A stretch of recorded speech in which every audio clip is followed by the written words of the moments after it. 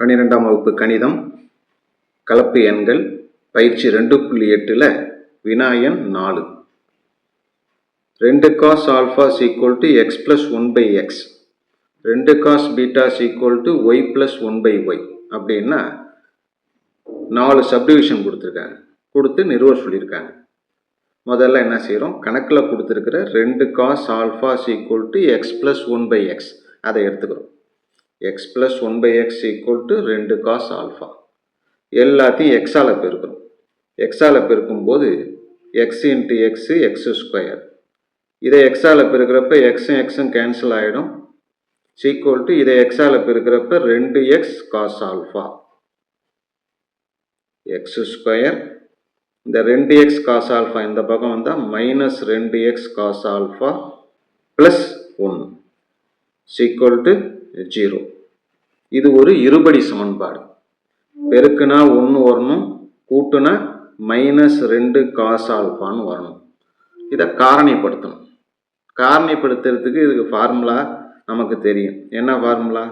X is equal to minus b plus or minus root of B square minus 4ac by 2a. Ac equal to x ஸ்கொயருக்கு பக்கத்தில் இருக்கிறது a, எக்ஸை தவிர மீதி இருக்கிறது B. எக்ஸை தவிர மீதி என்ன இருக்குது? Minus 2 cos alpha. கடைசியாக இருக்கிற நம்பர் தான் சி. சிங்கிறது 1. இதை அப்படியே பிரதியிட போகிறோம். எக்ஸ் இஸ் ஈக்குவல் டு பிக்கு பதிலாக மைனஸ் 2 காஸ் ஆல்ஃபா கொடுக்குறோம். ஏற்கனவே ஒரு மைனஸ் இருக்குது, அதனால் plus 2 cos alpha plus or minus root of B square. இதை ஸ்கொயர் பண்ணுறப்ப மைனஸ் ப்ளஸ் ஆகிடும். 2 ஸ்கொயர் பண்ணால் 4, காசை ஸ்கொயர் பண்ணால் cos square alpha minus 4ac, 4 into 1 into 1 4 வகுத்தல் 2a, 2 இன்ட்டு 1 2,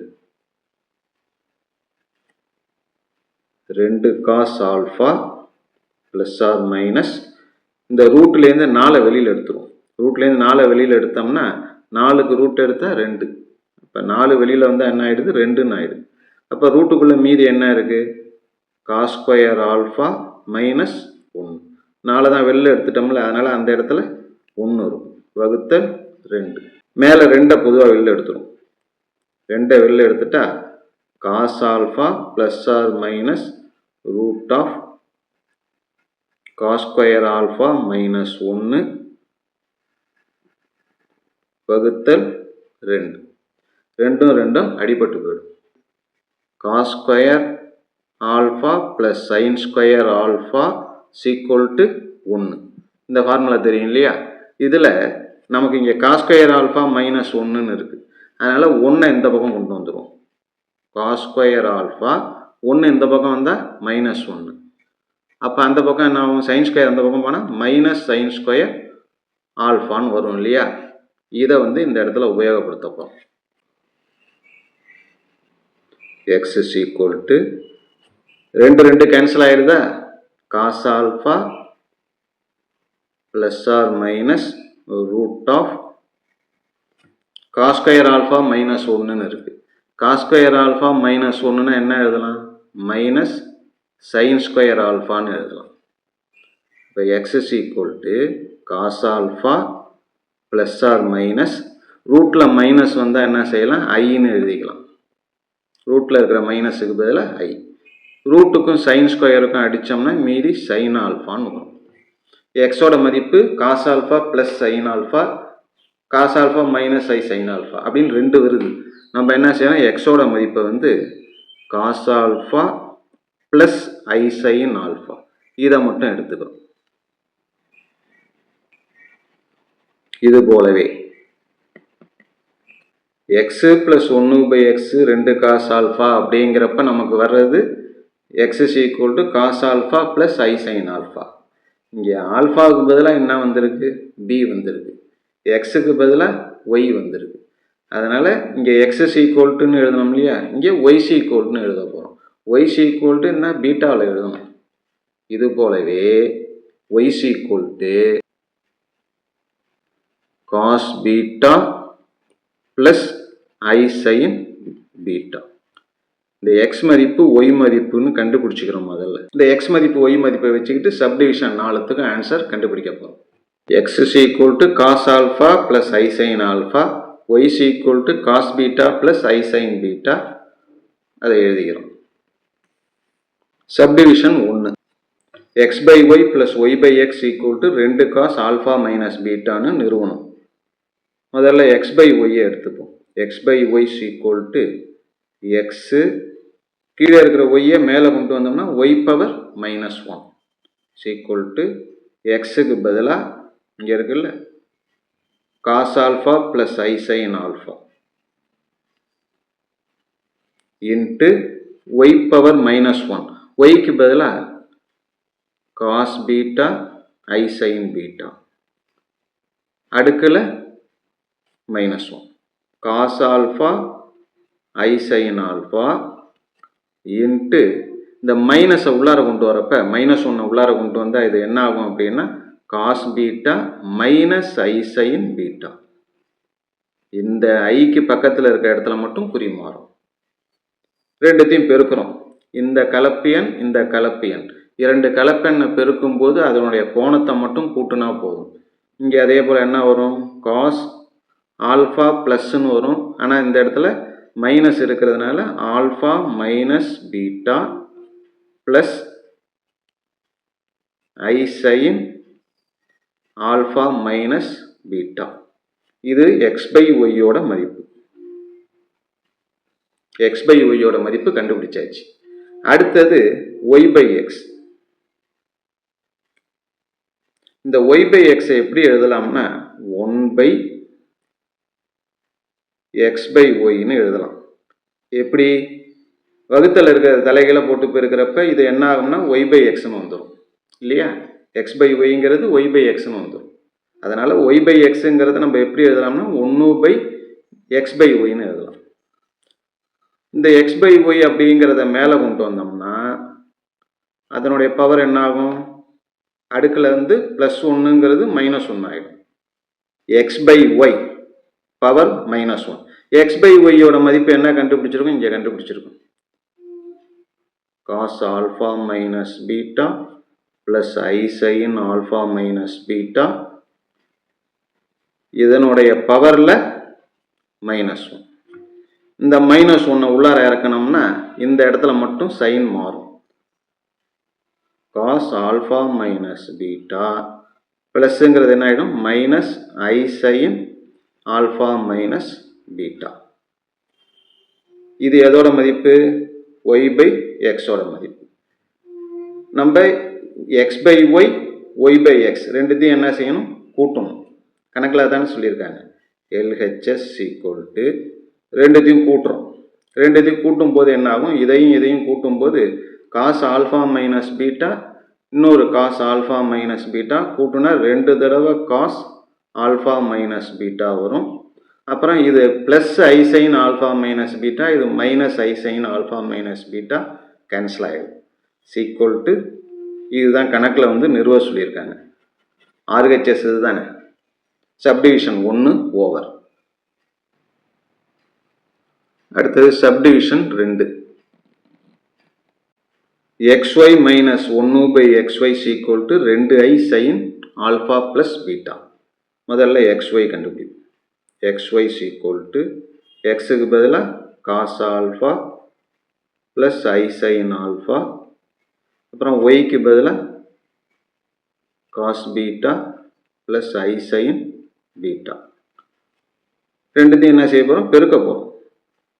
xy பெருக்கணும்னா என்ன ஆகும்னா, இரண்டு கலப்பெண்ணை பெருக்கும்போது அதனுடைய கோணத்தை கூட்டினா போதும். Cos alpha plus beta plus i sine alpha plus beta. இது xy. அடுத்தது என்ன இருக்கு, 1 by xy. 1 by xy equal to இந்த xy அப்படிங்கிறத மேலே கொண்டு வந்தோம்னா xyயோட அடுக்கில் மைனஸ் 1 வரும். xyக்கு பதிலாக ஏற்கனவே எழுதியிருக்கோம்ல, xy கண்டுபிடிச்சாச்சு, அதை எழுதிப்போம். Cos alpha plus beta plus i sine alpha plus beta. இது xy, இதனுடைய அடுக்கில் -1. அந்த -1 உள்ளார இறக்கினா என்ன ஆகும்? cos alpha plus beta. இந்த -1 உள்ளார வந்ததுன்னா இந்த இடத்துல மைனஸ் ஆகும். மைனஸ் ஐ சைன் ஆல்ஃபா ப்ளஸ் பீட்டா. இது என்னன்னா xy பவர் -1. இப்போ நம்ம என்ன செய்ய போகிறோம்? கணக்கில் என்ன கொடுத்துருக்காங்க? xyயையும் 1/x/yயையும் கழிக்கணும். LHS என்ன? xy minus 1/xy. இதுலேருந்து இதை கழிக்கும்போது இங்கே இருக்கிறது குறி மாறும். இது மைனஸ் ஆகும், இது ப்ளஸ் ஆகும். இதுலேருந்து இதை கழிக்கும்போது இந்த ரெண்டும் கேன்சல் ஆகிடுது. I sine alpha plus beta plus i sine alpha plus பீட்டாங்கிறது 2 தடவை i sine alpha plus beta. இதுதான் கணக்கில் RHSல கொடுத்துருக்காங்க. Subdivision 2 over. Subdivision 3. x power m by y power n equal to x power m y power, இந்த y power n மேலே கொண்டு வந்துட்டா ஒய்யோட அடுக்கில் -n. எக்ஸுக்கு பதிலாக என்ன இருக்குது? Cos alpha plus i sine alpha, அதோட அடுக்கில் m. ஒய்க்கு பதிலாக cos beta plus i sine beta, இதனுடைய அடுக்கில் என்ன இருக்குது? -n. m உள்ளார கொண்டு வரும். Cos m alpha i sine m alpha. அடுத்தது ரெண்டாவது கலப்பெண்ணில் -n உள்ளார கொண்டு வரப்ப இந்த மைனஸுங்கிறதுனால இந்த இடத்துல ப்ளஸ் மட்டும் மைனஸ் ஆகும். cos n பீட்டா மைனஸ் ஐ சைன் n பீட்டா. இரண்டு கலப்பெண்ணையும் பெருக்கிறோம். பெருக்கும்போது அந்த கோணத்தை மட்டும் என்ன செய்யணும்னா, இங்கே மைனஸ் இருக்கிறதுனால இந்த இதை கழிக்கணும். எப்படி? cos m alpha minus n beta plus i sine m alpha minus n beta. கோணத்தை மட்டும் மைனஸ் பண்ணால் போதும். இதுதான் x power m by y power n. அடுத்தது என்ன இருக்குது? y பவர் n வகுத்தல் x பவர் m கணக்கில் கொடுத்துருக்காங்க. இதை எப்படி எழுதலாம் அப்படின்னா 1/x பவர் m வகுத்தல் y பவர் n அப்படின்னு இதை எழுதலாம். ஏன்னா இதை தலைகீழ போட்டு பெருக்கும்போது இது மேலே வந்துடும். y பவர் n மேலே வந்துடுச்சுன்னா y power n by x power m அப்படின்னு இதே ஆன்சர் வந்துடும். அதனால் y power n by x power m 1/x power m by y power n எழுதலாம். ஈக்குவல் டு இந்த x பவர் m வகுத்தல் y பவர் n அப்படிங்கிறத வகுத்தல் கீழே இருக்குல்ல, கீழேருந்து மேலே கொண்டு வந்தோம்னா அதனுடைய பவர் -1ன்னு வரும். அடுத்தது x power m by y power n ஏற்கனவே கண்டுபிடிச்சி வச்சுருக்கோம். cos m alpha minus n beta i sine m alpha minus n beta. இதோட பவரில் தான் நமக்கு என்ன வரும்னா -1 வரும். இந்த மைனஸ் உள்ளார இறக்கணும்னா இந்த ப்ளஸ்ஸு மட்டும் ஐக்கு பக்கத்தில் இருக்குல்ல, அது மட்டும் மைனஸ் ஆகும். மீதியெல்லாம் அப்படியே தான் இருக்கும். cos m alpha minus n beta. இந்த ப்ளஸ் ஐங்கிறது என்ன ஆகும்னா மைனஸ் ஐ sine m alpha minus n beta. LHS கணக்கில் LHS என்ன கொடுத்துருக்காங்க? x பவர் m பை, நல்லா கவனிச்சிங்க, x power m by y power nலேருந்து y power n by x power m என்ன செய்யணும்? கழிக்கணும். இதுலேருந்து இதை கழிக்கணும். இந்த உறுப்புலேருந்து இந்த உறுப்பை மைனஸ் பண்ணணும். LHS equal to x power m by y power n minus y power n by x power m. இந்த உறுப்புலேருந்து இந்த உறுப்பு, இதுதான் என்னன்னா y power n by x power m. இந்த உறுப்புலேருந்து இந்த உறுப்பை கழிக்கணும். இதுலேருந்து இதை கழிக்கும்போது கீழே இருக்கிறதுக்கு குறி மாறும். இது வந்து மைனஸ் ஆகும், இந்த இடம் வந்து ப்ளஸ் ஆகிடும். அப்போ இந்த இரண்டு உறுப்புகள் கேன்சல் ஆகிடும். இது மட்டும்தான் அப்படியே இருக்கும். எது? I sine m alpha minus n beta, i sine m alpha minus n பீட்டான்னு 2 தடவை வருது இல்லை? அப்போ 2 தடவை i sine m alpha minus n beta. இதுதான் வந்து நமக்கு RHS. Subdivision 3 over. Subdivision 4. X power M Y power n plus 1/x power M Y power n equal to 2 cos M alpha plus N beta. முதல்ல x power M Y power என் அதை கண்டுபிடிப்போம். எக்ஸுக்கு பதிலாக cos alpha i sine alpha அடுக்கில் M, ஒய்க்கு பதிலாக cos beta i sine beta அடுக்கில் என். பெருக்கிறப்ப என்னாகும்? இந்த எம் உள்ளார வந்ததுன்னா cos M alpha i sine m alpha. அதே போல் இங்கே வந்து என் உள்ளார வந்ததுன்னா cos N beta plus i sign N beta. இரண்டு கலப்பெண்ணை பெருக்கிறோம் அப்படின்னா அதனுடைய கோணத்தை கூட்டினா போதும். அப்போ என்ன வரும்? காஸ் கோணங்கிறது எம் ஆல்ஃபா, இங்கே என் பீட்டா, ரெண்டுத்தையும் கூட்டினா போதும், அதுதான் பெருக்கல். Plus i sine m alpha plus N beta. இது வந்து என்னன்னா x power M Y power என்னோட மதிப்பு. அடுத்தது 1/x power M Y power என்.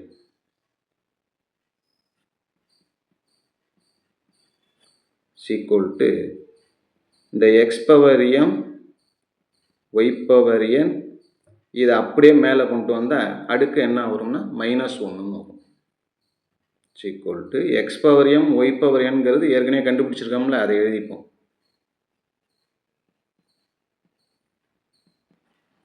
இதோட பவரில் -1.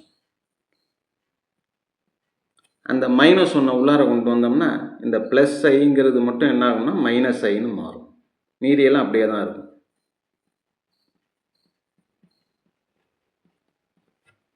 மைனஸ் ஐ சைன் எம் ஆல்ஃபா ப்ளஸ் என் பீட்டா. இது வந்து என்னன்னா 1/x power M Y power என்.